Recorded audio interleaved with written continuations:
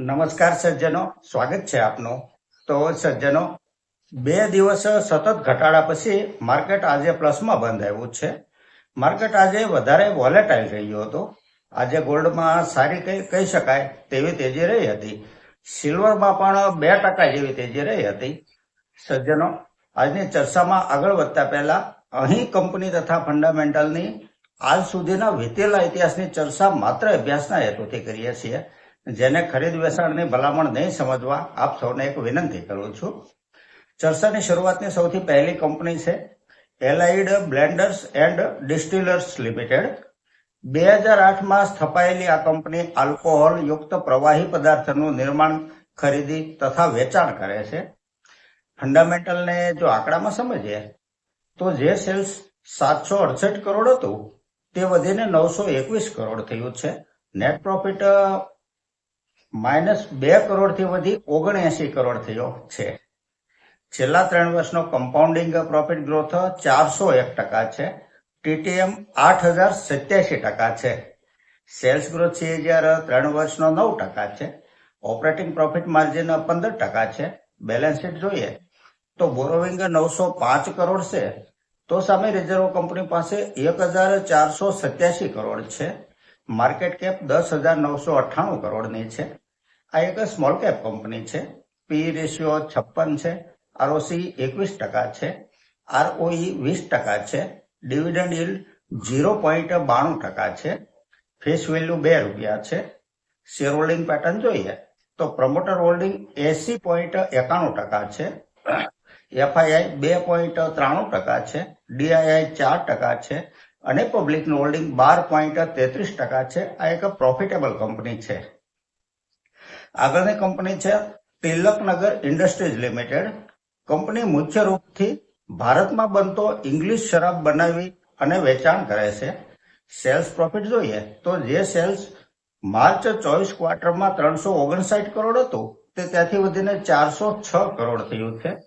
Net profit 31 કરોડથી વધી 77 કરોડ થયો છે, જે ઘણો મોટો પ્રોફિટ જમ્પ કહી શકાય. છેલ્લા 3 વર્ષનો કમ્પાઉન્ડિંગ પ્રોફિટ ગ્રોથ 94% છે. સેલ્સ ગ્રોથ CAGR 3 વર્ષનો 22% છે. ઓપરેટિંગ પ્રોફિટ માર્જિન 13%થી વધી 19% થયો છે. સ્ટોક પ્રાઇસ CAGR 1 વર્ષનો 46% છે, 3 વર્ષનો 77% છે અને 5 વર્ષનો 84% છે. બેલેન્સ શીટ જોઈએ તો બોરોવિંગ 44 કરોડ છે, તો સામે રિઝર્વ કંપની પાસે 989 કરોડ છે. માર્કેટ કેપ 6,784 કરોડની છે. આ એક સ્મોલ કેપ કંપની છે. પી રેશિયો 29 છે. ROC 28% છે. ROE 29% છે. ફેસ વેલ્યુ ₹10 છે. શેર હોલ્ડિંગ પેટર્ન જોઈએ તો પ્રમોટર હોલ્ડિંગ 40% છે.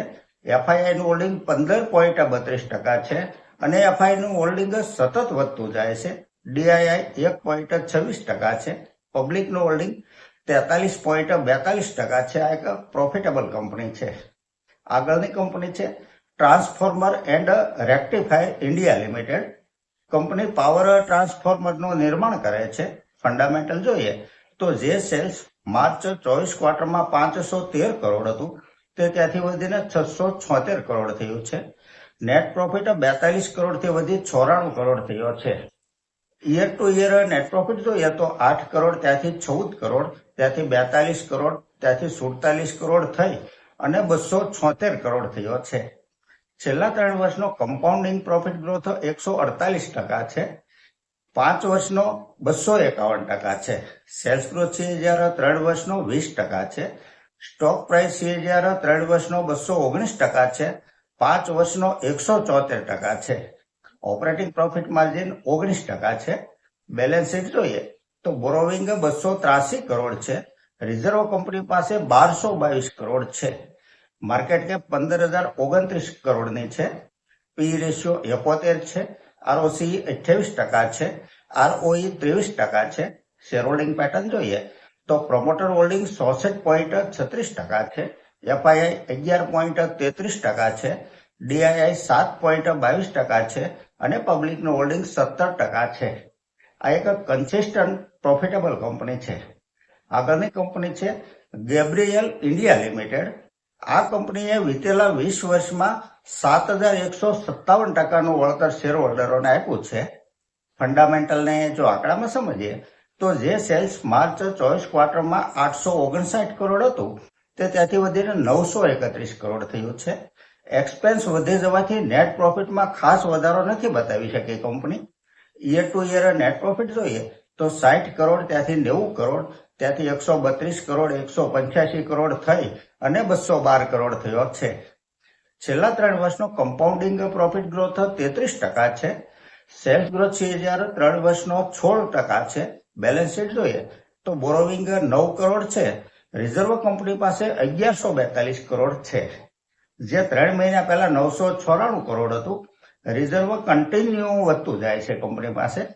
માર્કેટ કેપ 9,429 કરોડની છે. પી રેશિયો 44 છે. ROCE 26% છે.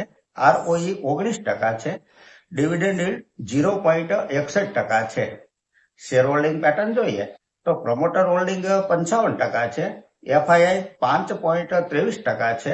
DII 14.67% છે અને પબ્લિકનું હોલ્ડિંગ 25.08% છે. આ એક શાનદાર પ્રોફિટેબલ કંપની છે. દોસ્તો, ડિક્સોન ટેકનોલોજીએ પણ પ્રોફિટેબલ રિઝલ્ટ રજૂ કર્યું છે. ફંડામેન્ટલ પણ ઘણું સારું છે આ કંપનીનું. પી રેશિયો ઊંચો કહી શકાય ડિક્સોન ટેકનોલોજીનો. આજે ચાંદી ચાલુ માર્કેટે 2% જેટલી ઉપર ગઈ હતી. ટાટા સિલ્વર ETF નું એક યુનિટ એસેટ મેનેજમેન્ટ કંપનીએ એટલું નાનું બનાવ્યું છે કે દરેક ઘટાડે ગમે તેવા નાના માણસ પણ 1 અથવા 1ના ગુણાકારમાં યુનિટ ખરીદી શકે અને દરેક ઘટાડે ખરીદીને ભેગો કરેલો માલ નીચા ભાવની પડતર હોવાથી પ્રોફિટ બુક કરવાની પણ તક મળતી હોય છે. તો સજ્જનો, આ સાથે આજની આ ચર્ચા એ પૂરી કરીએ છીએ. જો આપને ચર્ચા પસંદ આવી હોય તો લાઈક અને સબસ્ક્રાઇબ કરવા વિનંતી કરું છું. નમસ્કાર.